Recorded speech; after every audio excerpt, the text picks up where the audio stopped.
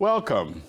I'm Neil Barclay, President and CEO of the Charles H. Wright Museum of African American History. I'm proud to introduce a new sustainability initiative between the Wright Museum and the College for Creative Studies. Elevating sustainability practices has been identified as one of the key strategic goals of the Wright Museum moving forward. So when we found 3 dead trees on our campus in 2018, instead of mulching or adding them to landfill, we wanted to extend the lives of these trees through art and storytelling.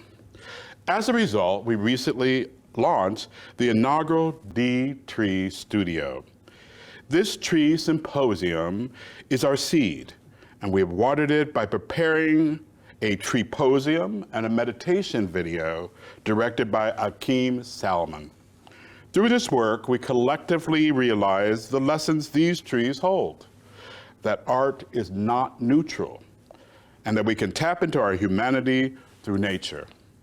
For students, the treeposium is a call designed for listening, absorbing information, and asking questions. We will include stories and cultural traditions from the African diaspora that utilize these trees while creating drums or mats to tell stories and pass on knowledge. As you start to carve, mold, and connect your objects to our curriculum, developed by both institutions, we'd like you to create a thoughtful response. The call and response approach is a way of communicating by introducing an idea, responding to it, and embellishing on that idea. And lastly, working with the material of the wood from our own Wright Museum.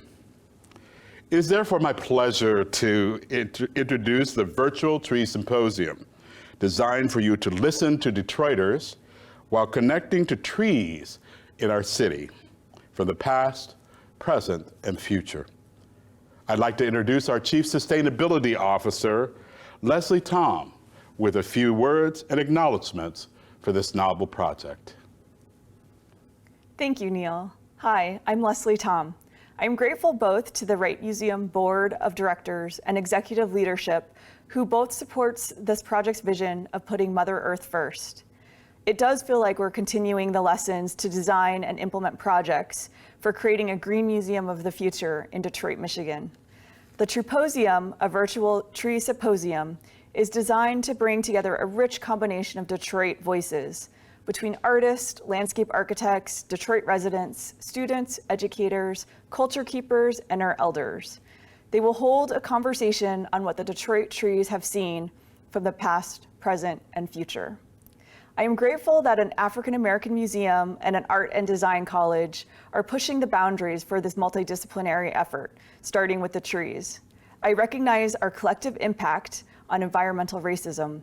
We are a huge cultural institution that contributes to the oil industry using dirty energy sources that contribute to air pollution, asthma, as we have not reached 100% zero waste. We are on a journey to increase our green practices to demonstrate a greater appreciation of our planet and our responsibility to it. With this, we acknowledge the land we are standing on as the territory of the Anishinaabe people, or the Three Fires people. The Anishinaabe people include the Ojibwe, Ottawa, and Potawatomi. Historically, this land included many others, including the Wendat, Kickapoo, and Huron people. We appreciate the enduring influences of the vibrant, diverse, and contemporary cultures of Indigenous peoples, taking care beyond the land, water, and trees. I'd also like to honor the ancestral memory of the duality of water, trees, and soils to all African Americans. From 6 years of conversations, we have heard very clearly at the Wright that all have experiences with water, trees, and soil in a duality of ways. From swimming, drinking, cleaning, drumming, dancing, libations, to violent aspects such as flooding, deforestation, no access to water, poisoning, drought, fires, and climate change. I thank you for your attention as we bring together these important topics, highlighting what a museum does well, convening conversations.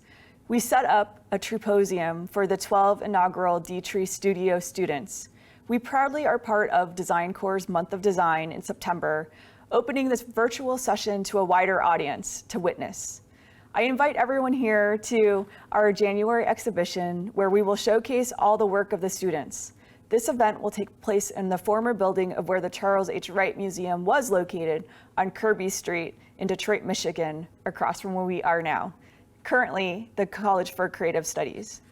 This Treeposium program will include the following: a meditative film directed by Akeem Salman, a recent CCS graduate and Wright Museum retrospective artist, a 10-minute tour from Dabls at the African Bead Museum to explore the metaphor of rocks, trees, iron, and decolonization, an hour-long panel discussion between Detroiters and their connection to the past, present, and future of trees, an interactive Zoom breakout session with our panelists at the end of this Treeposium.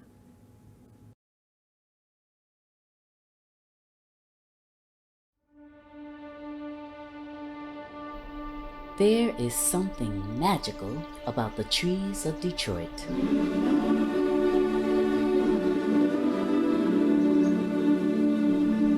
These trees have much to teach us about respecting the wisdom of people, of place, of history.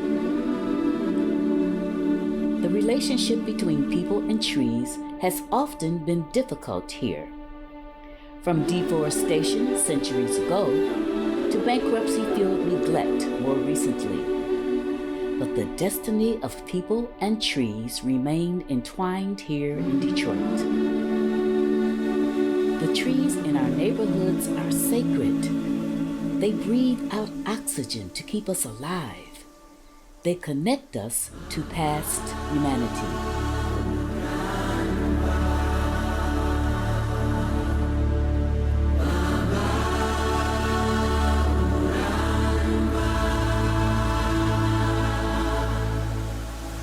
Too often, we treat our trees as disposable. A city the size of Detroit is likely to remove between 10,000 to 20,000 trees per year due to natural causes like tree age and weather events or for urban development. In the past, trees dominated the landscape, but now, after decades of exploitation and deforestation, the trees, the beavers, the buffaloes, all gave their lives to build cities, to be used and disposed of without respect. What if we decided not to mulch or throw these trees away, but find a way to extend their lives meaningfully?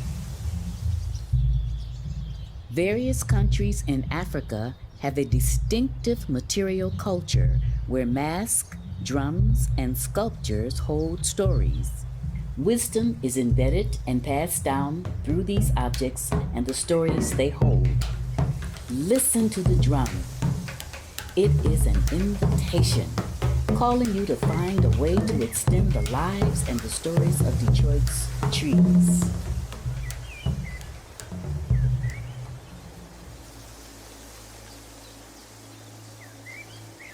I'm Neil Barclay, President and CEO of the Charles H. Wright Museum of African American History. As the Wright opens up to transforming trees by extending their life, we are extremely proud to be involved in the environmental sustainability space with CCS students. In collaboration with partners like the College for Creative Studies, our efforts are designed to educate and promote the importance of healthy communities. The d.Tree Studio project is a collaboration between CCS and the Wright Museum. The project seeks to respect and lengthen the lives of trees by co-creating a course experience for students and the community. In 2018, the Wright Museum found several dead and dying Zakoba trees on their campus. Instead of mulching or adding the trees to the landfill, the Wright Museum reached out to CCS to try to find a way to use them sustainably.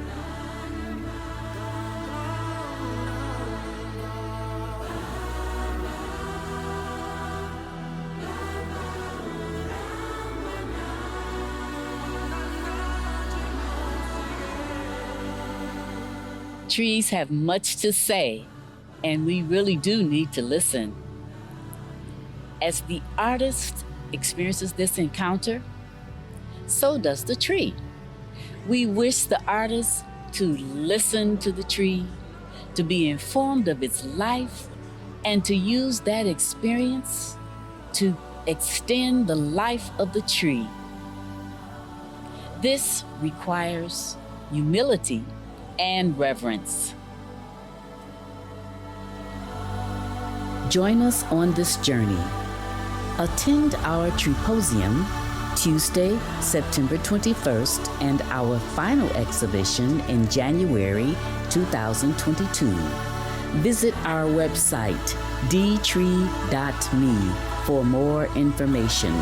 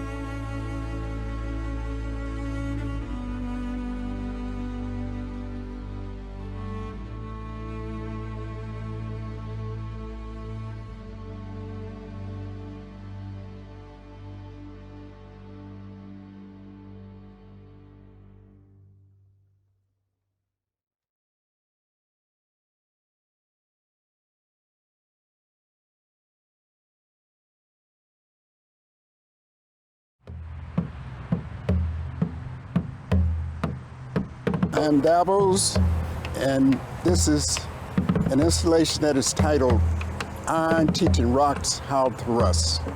The genesis of this idea for this installation began with this rock I have in my hand.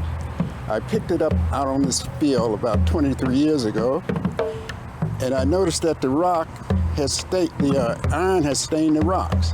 So hence the idea of iron teaching rocks how to rust. And it's based on the history of the relationship between Africans and Europeans over the last 500 years. As we go through the installation, I will talk about a few of the installations out here. This installation to my left is rocks in school trying to learn how to rust because they have been told the key to their freedom involves education, not particularly whose education. This installation here deals with the actual colonizing the people in the community who made stuff. They never made stuff for the people's entertainment. They communicated information about the history of the people to them by making things. This is a mask from the Igbo people. It represents liberty, freedom, all the things we strive for in the West. It's there just to prove that the African had a system of fairness, liberty, and justice for all also.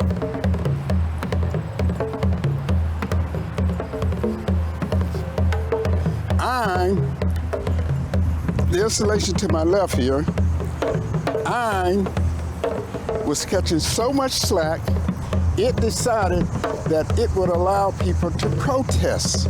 But everyone who protested here was never seen again, so people stopped protesting. The installation in front of me, my research took me in a direction that said that racism doesn't exist. But I needed something in this installation that represented what we call racism. Racism occurs in the marketplace, it occurs in schools, it occurs in various communities. So I took things that are used in those communities and placed them here because they are the backbone behind what we call racism. I call it cultism. This installation that we're standing on, these are sacred grounds. These are the grounds of our ancestors. I'm using four materials in this installation: iron, rocks, wood, and mirrors. Those items are very special to the African people. What we have here, iron fought a 100-year war with wood. Wood lost. Wood had over 1 million casualties. Iron was pissed. They put the remainder of wood on reservations, and these paint cans represent casinos. So wood is supposed to live happily ever after, confined to these casinos. But some of the worst conditions on the planet occurs on these reservations. In front of me, this is the most poignant installation out here. It's titled Iron Teaching Rocks Table Manners. Now, if you learn table manners, I've also introduced you to my language. Languages are called mother tongue. So if I can disconnect you from your mother tongue, I pretty much got you. Using utensils is a Western phenomenon. Most people on this planet eat with their hands. And once your hand touches your tip, your finger touches your lips, it prepares your food to digest your food. In any ceremony in the West, the most important thing is the cake. Without the cake, it is not a celebration. But the cake is salt, sugar, and grease. Nothing is healthy about the cake. Now, if I can teach you to use my utensils, I also can convince you that I am the only one that has a language, that I am the only one that has a history, that I am the only one that has stories to tell that's relevant for the consumption of people. I'm teaching rocks table manners. Now, rocks decided that it wanted to free iron, rocks, and wood because it knew it couldn't contain them. So it freed them. But in front of me and behind the camera people is where iron stored the most important thing that a people could have, which is their history. If I can disconnect you from your history, I got you. Because you will begin to mimic and assimilate the history that you are exposed to. It doesn't matter if it's not your history. These file cabinets are in a circle. There's a moat that runs around it. There are sharks in this moat. It has an electronic fence around it. The file cabinets themselves are 3-inch thick metal. What would iron be hiding that it would need that kind of security? It's the history of the people. I don't need jails. I don't need to beat you up. Once I get your history, I got you. If you look behind you, in front of me, there's a house, and that house is called an Nkisi. And there are some symbols on that house that African people have used for thousands of years. The circle and the dot, it represents the ancestors. All ancestors on this planet is represented with a circle and a dot.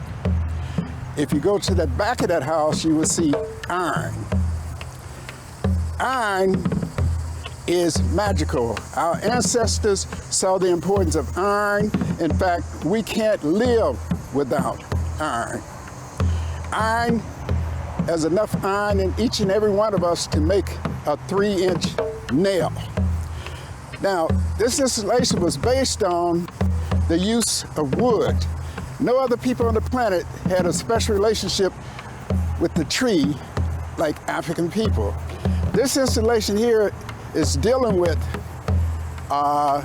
some curators got together because we're way in the future now. No trees to be seen. So they're actually trying to reconstruct what a tree would look like. And this is their ideal of what a tree would look like in the future. No connection with nature whatsoever. The fence straight ahead.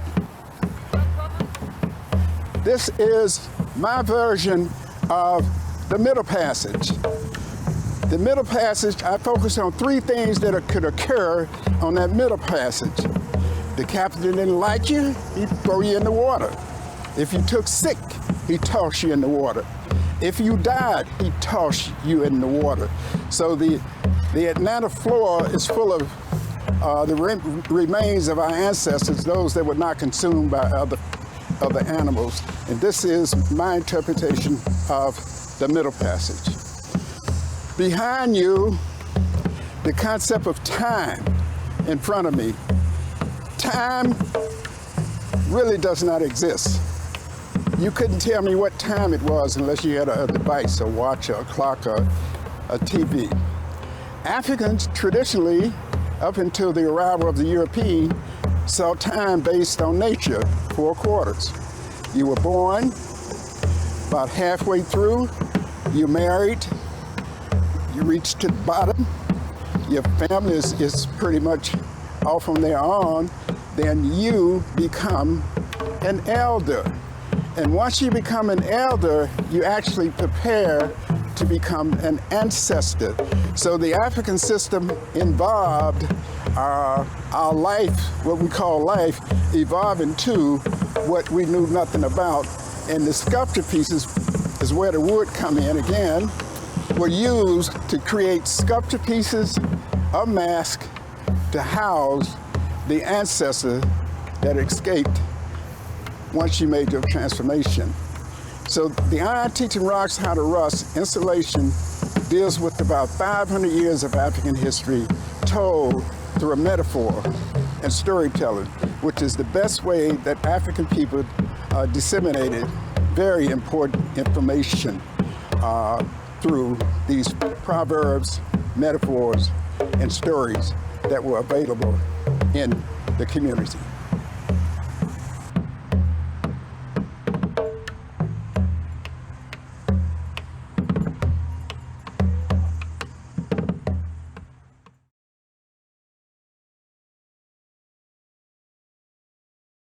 So today I want to talk a little bit, just briefly, about where we're at physically here in Detroit. Next slide, please.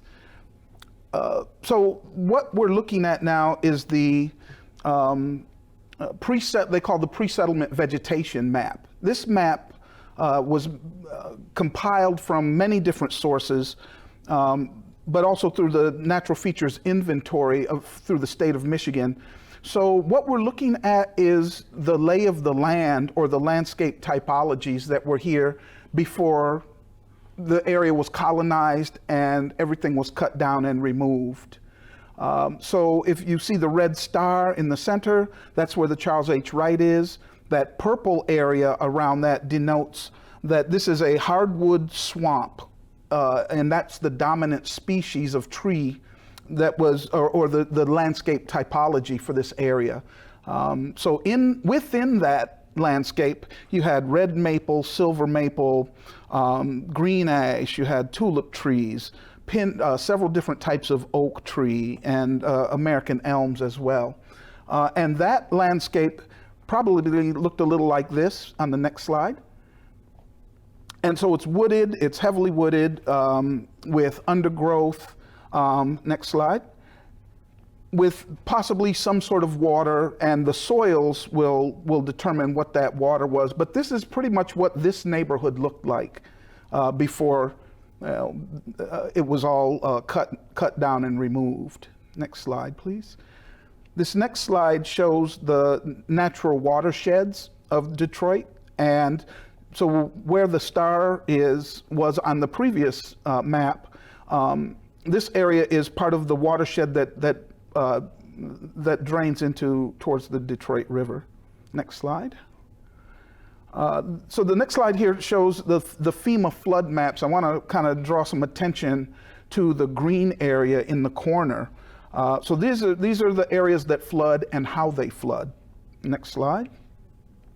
I also want to throw in here the red line map and show how Detroit was divided and based on race.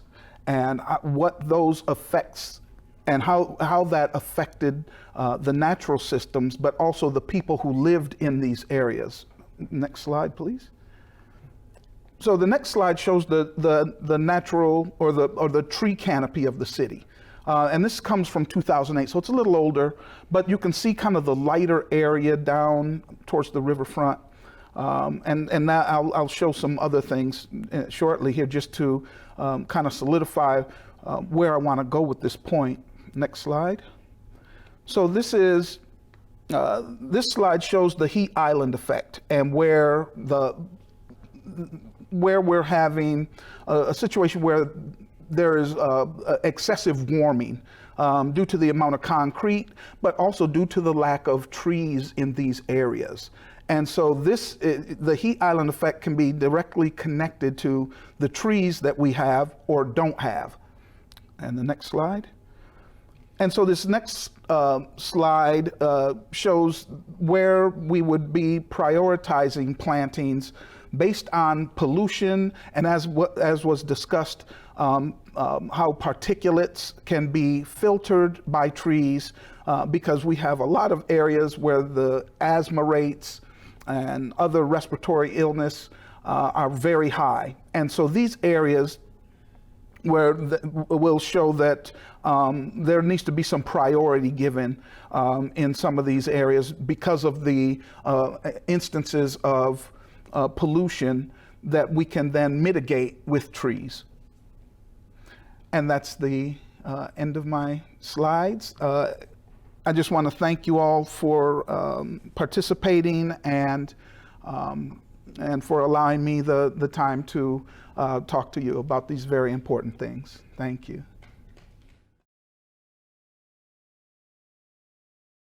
Now let's meet the panelists and enter into our icebreaker question.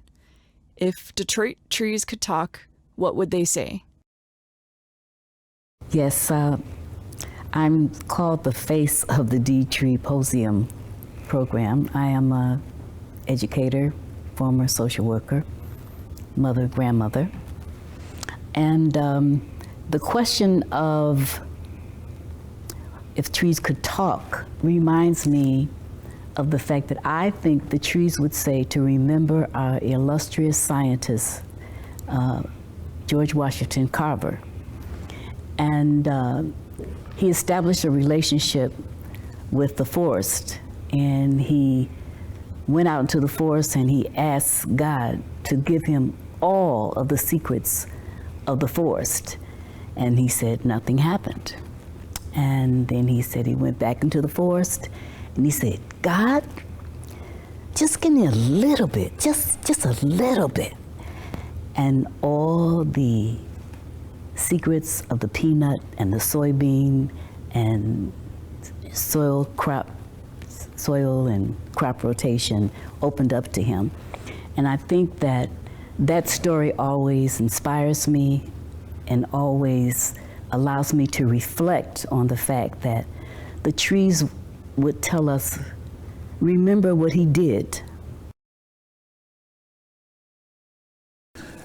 I'm Dabls. I'm a storyteller, and the trees are constantly communicating with us in the city of Detroit. They provide an air for us to breathe. They offer shade, and they try to communicate with us in other means and other ways, but we're on two different languages. I remember growing up in the city, you walk down the street, you were literally under canvas. The trees just covered the whole street. But in the 70s, there was a disease that came through and pretty much wiped out all the trees in the city of Detroit. So I'm sure they were sad that our carelessness led to their destruction. Hello everyone, my name is Giizhigad. I'm an artist and a cultural worker based here in Detroit. I'm an Anishinaabe person. My pronouns are she, her, or they, them.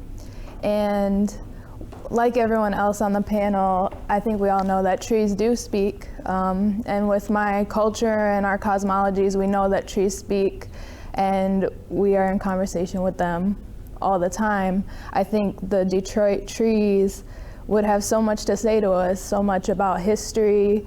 I think they teach us a lot about family and about community just by the way that they are biologically, and I think they would speak to the past traumas that people of color have been through, Native people have been through. I think they would talk about those histories, and I think they would be in a spirit of resistance with the people, with the same things that they've been through with the deforestation. I think they'd talk to us about climate, but I also know trees to have quite a sense of humor, so I think they'd have some jokes as well.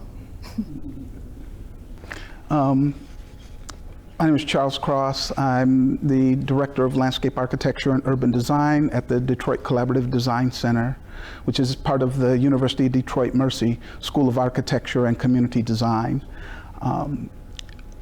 And in thinking about what the Detroit trees are saying, I think one of the things that, because they are speaking, right? And we just don't always understand the language, or we're not listening. And that, I think, is a big part of what's going on here, is that there are these nuances and these things that they try to tell us through their actions, whether they are stressed and drop leaves, different things like that, that we don't always take the cues as we should. So they're speaking, we're not listening. Hi everyone, I'm so glad to be here. My name is Fai Foen. I'm the Director of Green Infrastructure at the Greening of Detroit. We are a tree planting nonprofit that's been operating in the city for about 32 years. We also offer adult and youth training programming. The history of Detroit's trees is very similar to other parts of the state in the country, where we've exploited forests for use to help build our cities and our communities. We do replant trees, but each tree, there's many tree species, they have their own voices. And the tree pests and diseases everyone has referred to, there's been a couple major cycles here in Detroit. And tree species diversity is so important, just like it is with humans. And so understanding that, I guess the more, that technical language or that specific voice of the trees is really important, so that we can be good stewards to our trees and forests here. For all the panelists, what are the trees trying to teach us from the past? So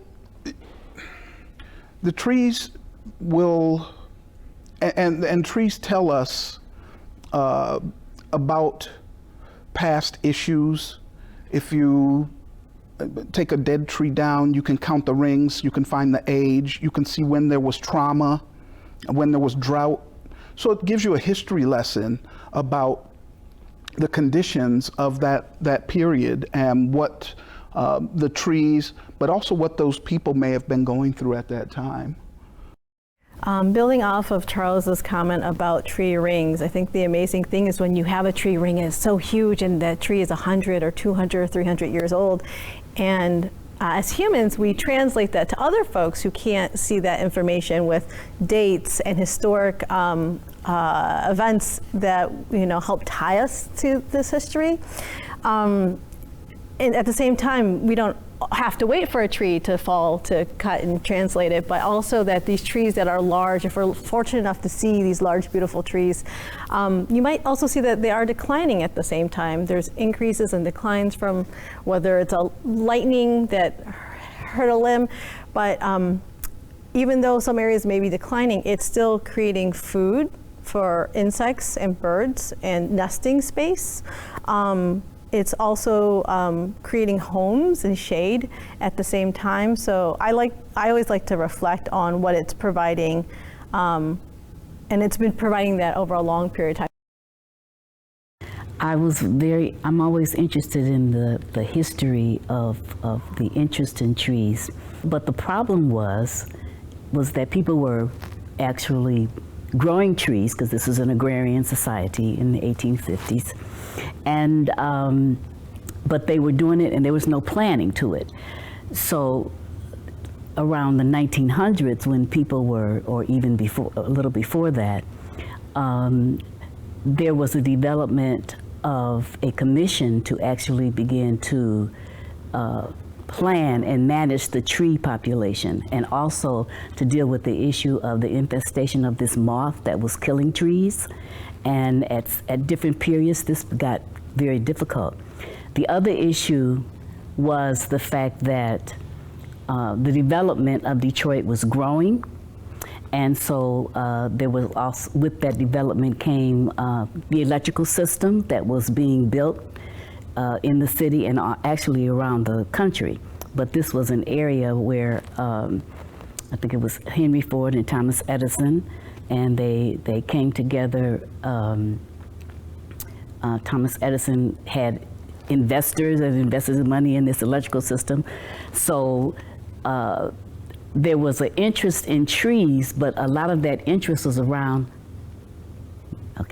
the interest was around being able to develop the city, a growing population of people, this so-called modernization, which meant building pavements, building telephone poles, and that impacted the whole movement and the organization and management of trees in the city. Yes, I would like to address the historical relationship of the tree with African people before coming to this part of the country. There are at least 26 stories of creations in various African cultures where they said that the tree was literally their ancestor, not figuratively, but literally their ancestors. That got my attention, and a lot of the research that I have read, the tree was so important to the African primarily for two reasons. They first offered clothing. The soft bark of the trees was the first clothing that African people wore, and their relationship with the tree, it provided seeds, food, shelter, protection. And so I can see later on, modern day science has concluded today that we are more like the tree than you can ever imagine. We are like the tree. Now, there was a professor and his wife, Leakey, who studied the oldest life form on the planet, and this was in Kenya, the Overland Gorge. And the oldest life form on this planet is algae. It's not flesh, it's algae. And later on, since the advent of the internet, there are plants that are actually insects. So I've concluded that our ancestors were accurate when they said that we came from trees. We have been so removed from the significance of the tree that most of us have no idea how significant the tree is to us. It's something we use to make stuff out of. It's just so many life forms depend on the tree. The trees can make it rain in South America. The trees also communicate with itself. It can protect itself. We only approach the tree from how man has interacted with it or how it serves us.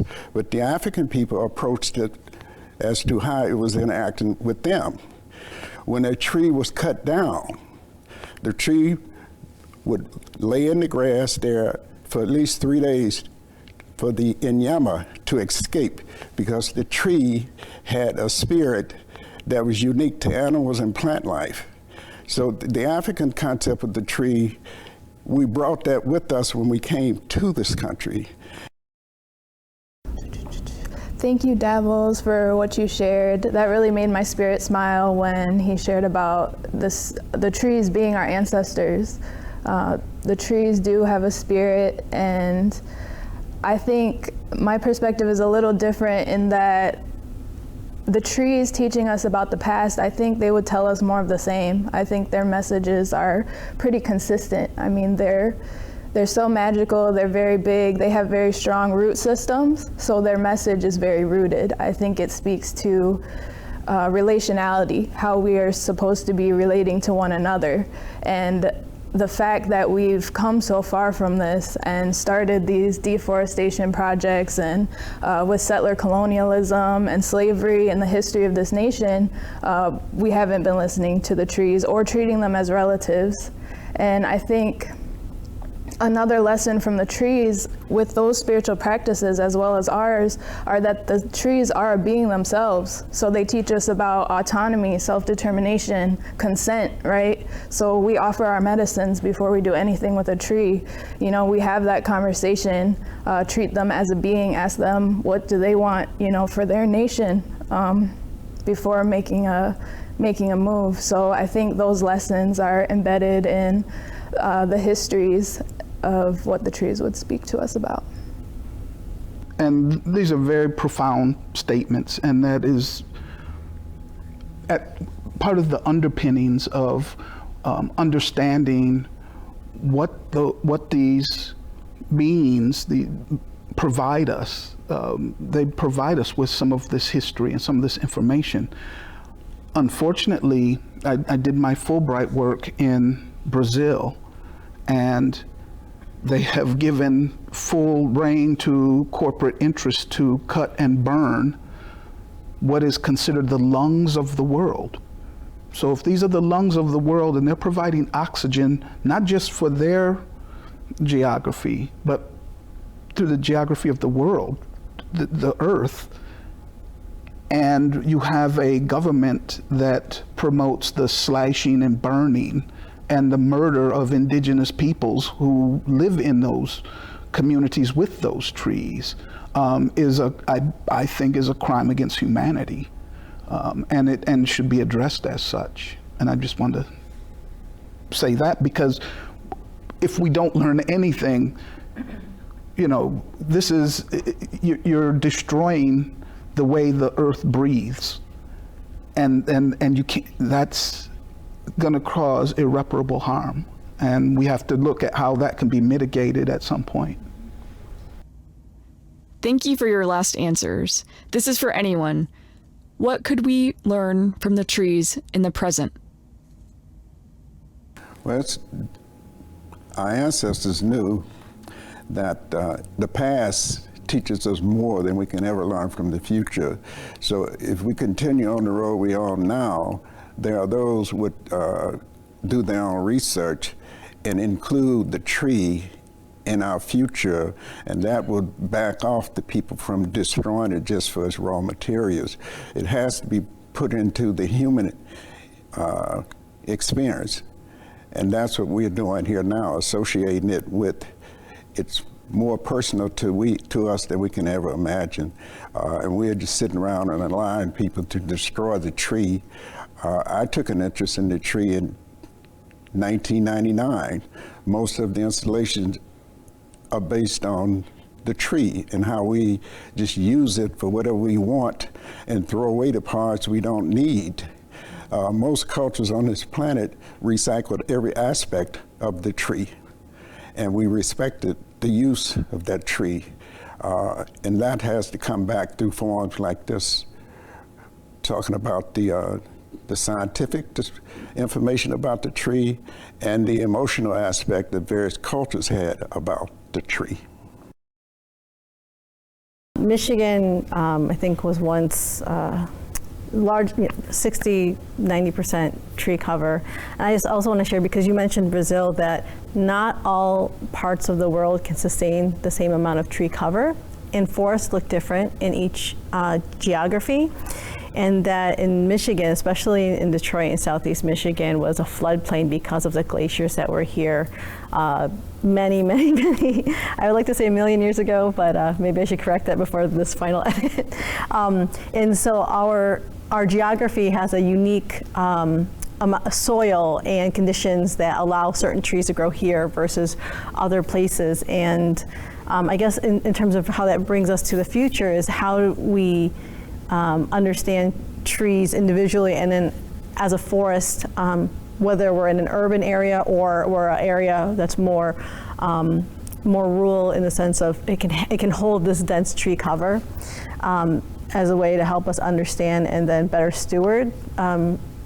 There is ways of, we're artificially planting trees now, so in some ways, which is a good thing. But I think at the same time, that's a human touch too. We're planting trees in a way that nature might not necessarily have planned originally. So we have to work within, we're attempting to work within those systems so that we can increase trees in Detroit. The world has changed because of one word, colonization. We're on this planet today, 3 or 4 words are used to communicate with all people on the planet, 3 or 4 languages. And that brings a behavior and it brings an attitude towards nature. Colonization has always been anti-nature and the use of the people. So that question, the trees couldn't change that question. That question goes into the fact that we have been colonized and we accept it as normalized. There's at least 4 or 5 different cultures in here and we all speak in English. That's not a natural phenomenon to the planet. Just to build on kind of what's been said previously here, the question of, you know,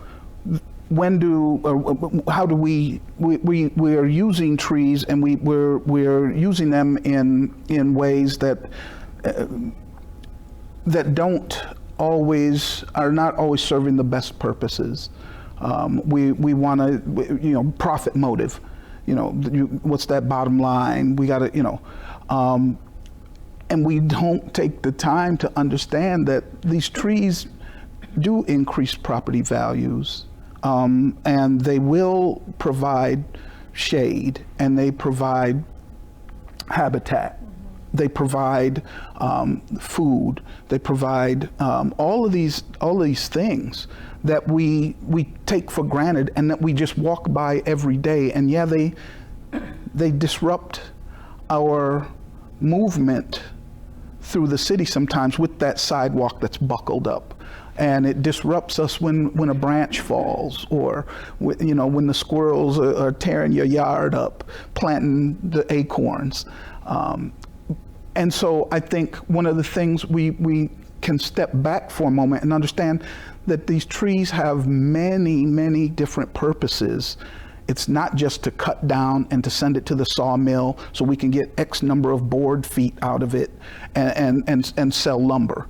I think after the tree has given everything it has and the time for the tree is, its time is on the downswing, a lot of folks don't even understand that the trees communicate with each other through the root systems and provide resources to other trees as they're on their way down.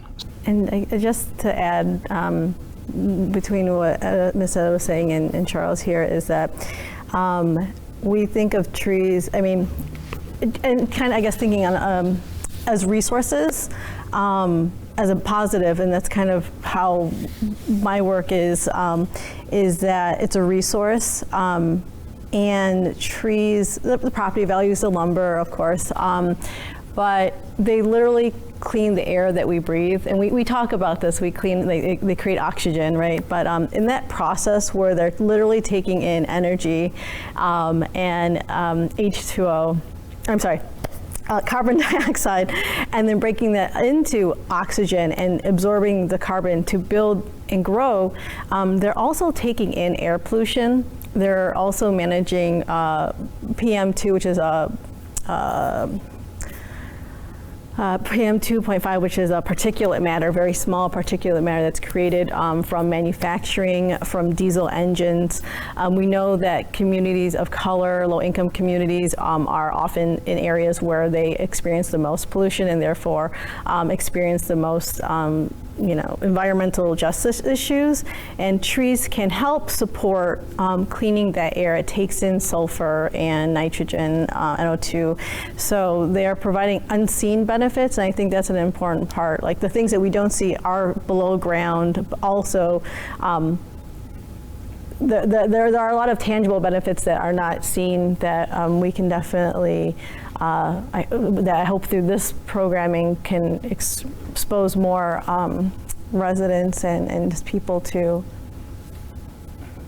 It's interesting because with the conversation of colonization, I think the values of the overall society is still the same. And seeing even seeing trees as a resource is an interesting phenomenon coming from a decolonial framework where they're a relative. I'm thinking about like privatization, right? Like today we're privatizing water, and that should be a human right. Everyone should have access to water. We all need it to survive. We all need the air to survive. So seeing the tree as a relative is just a slight change that I think would shift a lot about our society. I think about gentrification, even the privatization of properties. We all have to own land.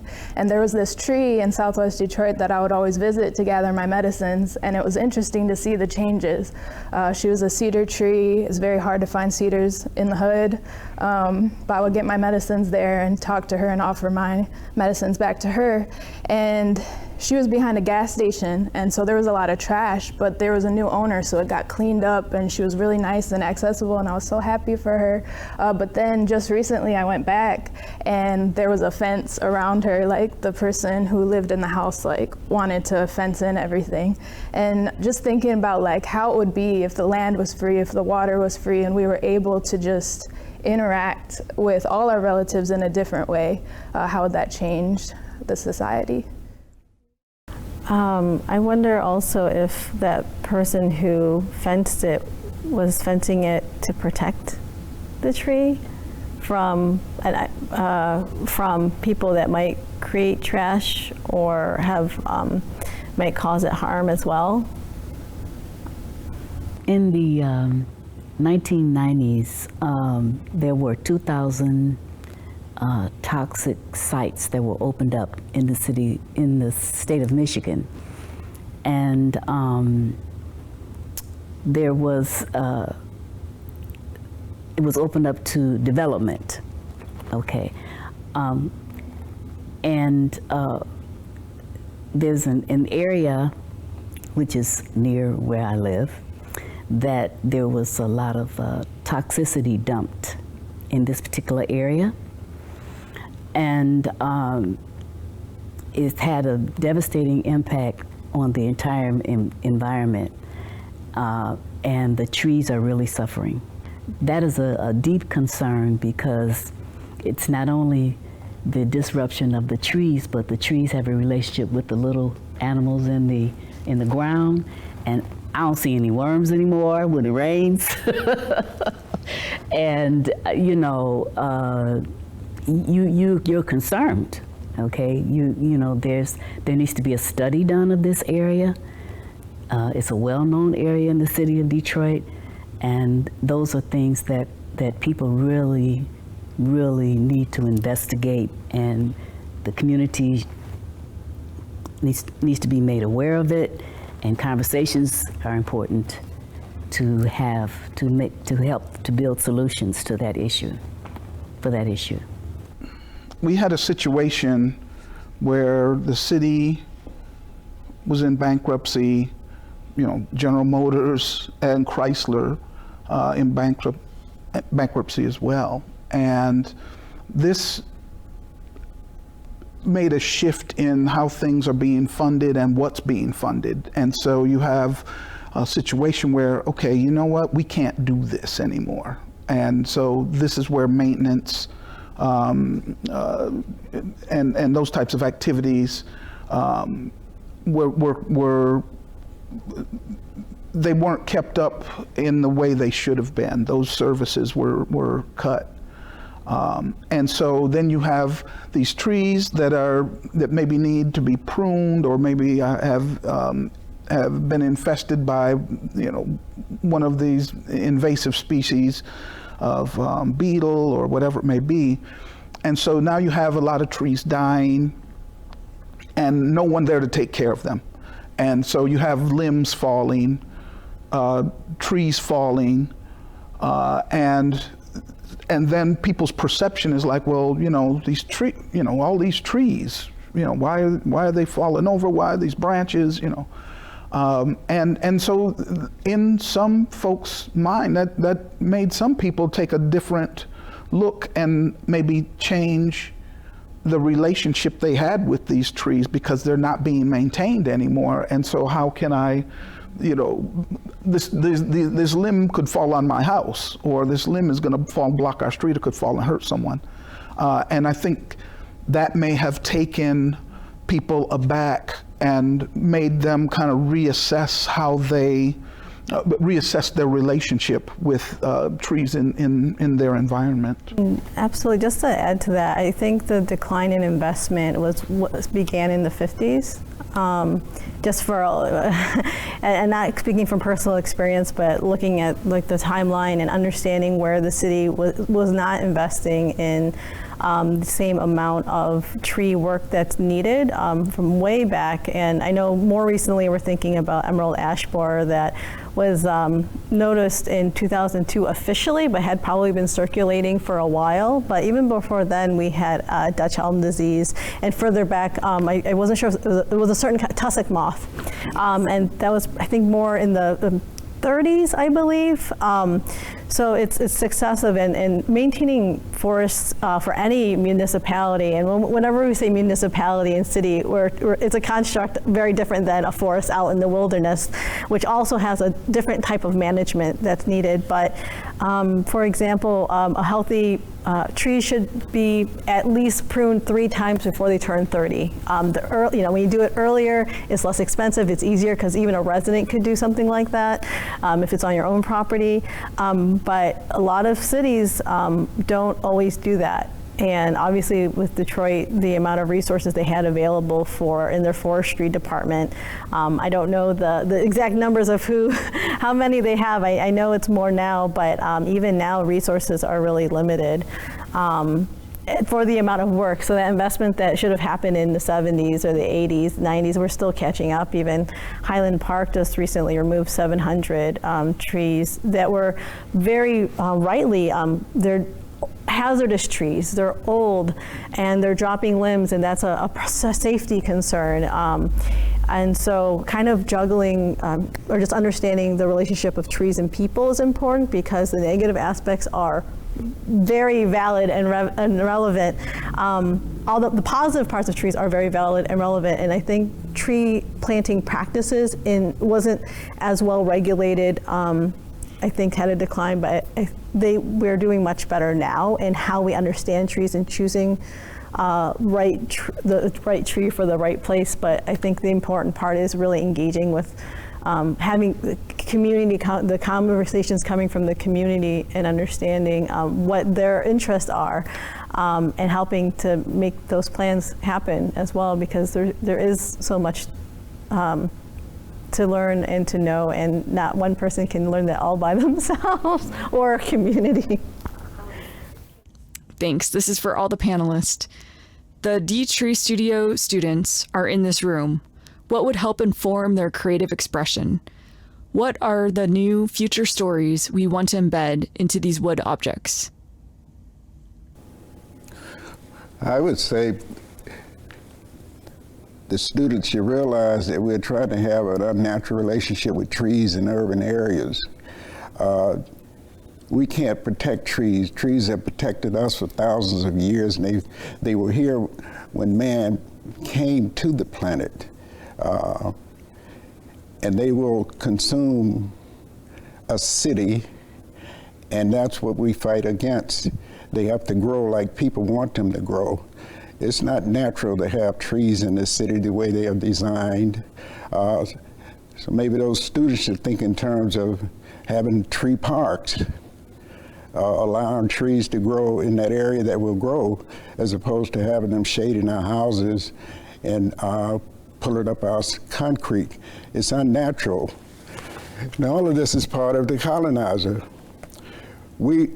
People who live close to the land saw the tree as a unique life form, a stationary life form. We didn't have to protect it. It offered us protection through food, medicine, and stress reliever. We want some unnatural things from the tree, and it's not going to happen. We can put it on an artificial life support by having trees around us, but trees grow naturally here in Michigan. We invade them with our subdivisions. and plant trees and hope they grow in a certain way. It doesn't clog our drainage system. But we're not treating trees as an equal. My experience with students, you give them ideas, they come up with solutions. My special needs son had a problem with speaking and building his language when he was 6 years old. And so I began to study the relationship between drumming and the speech and language center of the brain. So that is something that I think that would be very important for students to research, investigate, and participate in, to create. Yeah, I would just love to add, the cool thing about these trees that it's a Zelkova species. I have some experience building wood furniture in Western tradition, and I've seen wood construction, mostly around furniture in West African tradition, and there's differences. So that's something that is really, I think, would be really interesting for the students to explore. But also, going back to the species, if I understand Zelkova as a finer grain, it's not a native tree species to Michigan, but it's native to Japan, and it's not invasive, good street tree. So that might be an interesting way of just kind of learning about different practices and culture, and that maybe, I think it's a finer grain wood, that maybe they want to make something, especially if they're working with these large planks, to maybe do some research and explore that. But I think most importantly is that they spend time with their pieces of wood and see what speaks to them the most, whether it's the branching or the twigs. I think if each student is allowed to have the experience of kind of sitting there and touching and feeling that piece, they'll have an understanding of what it can be, rather than maybe going straight to the idea of a cutting board. But the grain, I think, is the tensile structure, strength of each tree is different, and the finer grain, the wood, that might allow it to be bent. And steam bending, I think there's a lot of different techniques that many different woodworkers have learned over the years. So that might be a really interesting way of connecting trees to also how people have worked with trees in the past. So. I don't have an idea for particularly what the students could make, but maybe some thought practices that could be of help. First would just be a challenge to sit with the wood and build relationship with the tree and ask the tree what story they want to live on with their life. Continuing, and then my first thought is like things that are of use, right? Like I think of art as either things of use or like make a bold statement, maybe like tell some of these conflicting things that we've talked about, some of these issues that we've raised, like use the wood to make an art piece that brings more awareness to this conversation, or something that's useful. I think about plates and bowls and wooden spoons, because then you can build a spiritual relationship with that as you're feasting your food medicine over a long period of time. So those are just three different idea realms that I would go if I was creating something. And I think just to kind of build off of everything that's been already said, I think understanding what the relationship that you have with that wood and with that tree, understanding the history of that tree, what does that look like, and sitting and just being in the presence of that wood and in the presence of that same type of tree, understanding the history of the tree, where did it come from, what, and I think my advice or to the young people would be to whatever you develop with this, that it be part of an experience, and to understand the process that you go through to get to your piece, and then whatever it becomes is what it becomes. I might just add a little joke here. So obviously these trees were planted here on campus, and they're probably, I don't know what year they were planted. So it is on a kind of a corporate landscape, even though it's the museum here. So it's a good opportunity to kind of maybe translate that, or for the students, if you're, some might have like a funny sense of humor on how they might want to approach that as well, because it is I think this is a reverent space, but the creation of this in the city is also these trees were planted by people, and it was a corporate landscape. So I think that's kind of funny, but you can also do something very cool and very respectful for the trees based on like all these wonderful, our wonderful conversation today. I would like to comment on the musical instrument aspect. Throughout Africa, instruments were made from the tree. This young lady spoke about the drum. Thousands of drums were made, but they all went through the same process of asking the tree and giving the Inyama, which is what it was called, a chance to escape from the tree. Do not allow this to be minimized to something that is not important for you just to make something out of. You should be grateful that you have a part of a tree that others have deemed to be significant to make something out of. Mic drop. Any final thoughts before we close out?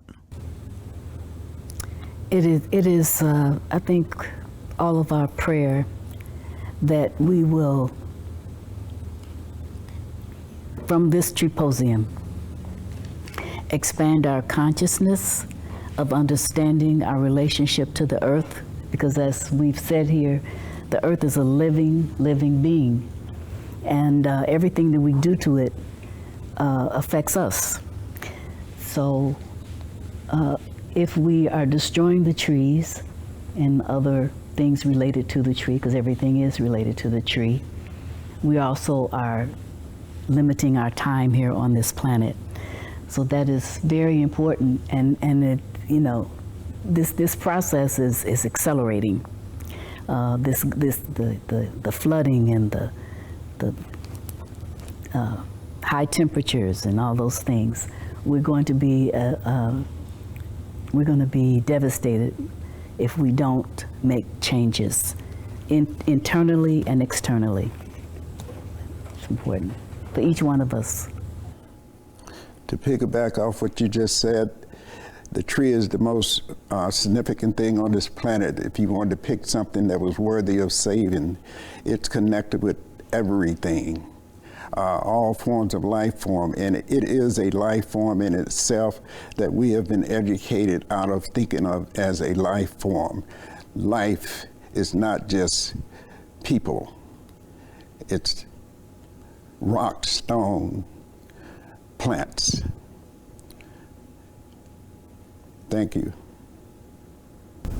I'll just say thank you for hosting this Treeposium. It's an honor to be a part of this first conversation with community around our tree relatives, and I look forward to what this art can do in terms of changing our relationship with trees and our lifeways as a people.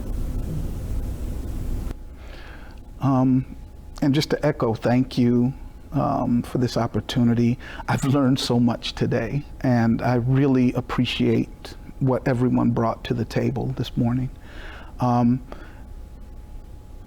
Our tree relatives, I love that concept because that's what they are. I mean, when I grew up, we had a large garden and we planted trees.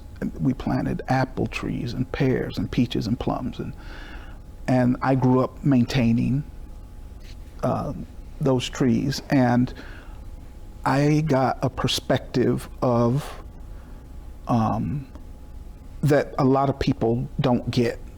My hands were in the soil every day. I learned, and from our traditions and from our family, you don't take more than you need. We gave so much food away to our family members. My father grew up very poor, so we had a huge garden, and this was part of what we did every year. This was a yearly thing, plant this garden, and then the family would come for the harvest.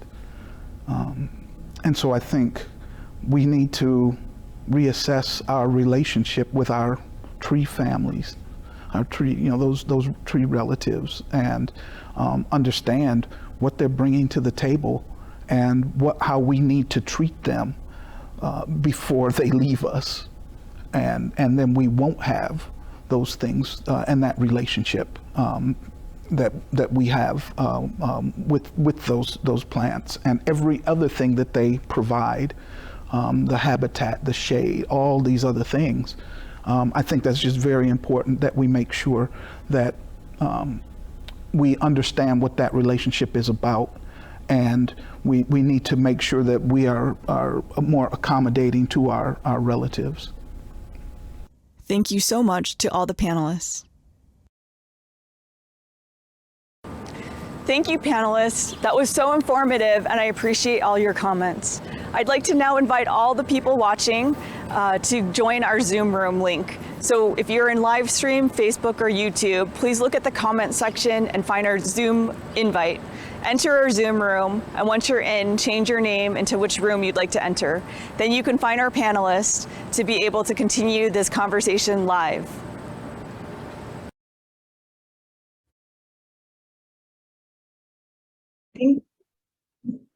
I think we're all back now. Thank you, everyone. My name is Leslie Tom. I'm the Chief Sustainability Officer at the Charles H. Wright Museum of African American History. The landscape architect, Patrick Judd, and I were the ones who found the dead and dying trees and decided to start this project. And I just want to thank the College for Creative Studies, Ian Lambert, who's also going to help close this out. It's 8:30, and I know that we've all been here for 2 hours. I'm so excited that we have been able to talk about trees and just start this journey together. It's really exciting to just kind of really reshape how we're relating to the natural environment, to African American history, to African material culture, learning so much from the panelists. And I just wanted to extend all this learning to everyone tonight with the month of design. So with that, I'm going to pass it over to Ian, but I just really want to appreciate everyone for being part of this inaugural Treeposium. Yeah, and I echo all of Leslie's thanks to everybody, but I also want to thank Leslie for driving this Treeposium. It's been great. It's been fantastic. I've had some wonderful conversations. I don't know how, if we want to connect afterwards, if you want to carry on with some of your conversations, you can perhaps connect with people in the chat, but thank you all very much for coming. This is such a fascinating and diverse topic. Yeah, and we will be posting the video onto our website, d.Tree.me. And in January, if you joined us through the Eventbrite, we'll have your emails, but we'd love for you to continue this journey. We'll be having the end of the year final exhibit at the College for Creative Studies, which happens to be the old Charles H. Wright Museum. So thank you all for joining, and have a good night. Good night. Thank you. Good night. Thank you.